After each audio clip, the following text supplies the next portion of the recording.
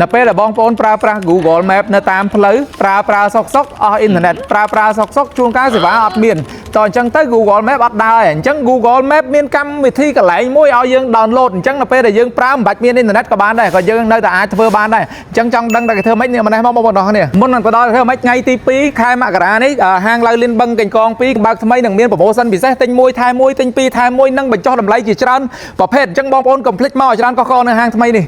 ជាដំបូងបងប្អូនត្រូវមាន Google Map នេះបងប្អូនប្រហែលជាមានហើយអាហ្នឹងអញ្ចឹងបងប្អូនចូលកន្លែងហ្នឹងមកបន្តមកបងប្អូនចុចនៅលើរូបយើងកន្លែងនេះចុចលើរូបយើងកន្លែងគៀននេះចុចមកវាមានកន្លែង offline map នេះយើងចុចអាហ្នឹងមកបន្ទាប់មកបងប្អូន select ចុចយក own map យើងចុចអានេះមកបន្ទាប់មកវាឲ្យយើងជ្រើសរើសទីតាំងតើយើងចង់ download មកដុំណាអញ្ចឹងយើង download មកប្រទេសកម្ពុជាឬក៏មកក្នុងភ្នំពេញឬមួយក៏ក្នុងប៉ោយប៉ែតអញ្ចឹង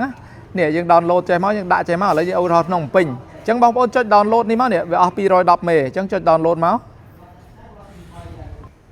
បាទឥឡូវនេះហើយអញ្ចឹងយើងអាច download បានហើយអញ្ចឹងបងប្អូនចាំមើលខ្ញុំសាកបិទអ៊ីនធឺណិតបិទសេវាចោលឲ្យអស់អញ្ចឹងទោះជាបិទសេវាក៏យើងនៅតែអាច search ទៅកន្លែងមួយនៅក្នុងទីក្រុងភ្នំពេញបានដែរអញ្ចឹងឥឡូវខ្ញុំចុចដាក់ថា ឡៅលីន original ភ្នំពេញឃើញហើយយើងចុច direct មកយើងចុច start មកគឺនៅតែទៅបានគឺដើរដោយមិនបាច់មានអ៊ីនធឺណិតក៏យើងអាចប្រើបានដែរតែប៉ុណ្្នឹងជាការស្រេច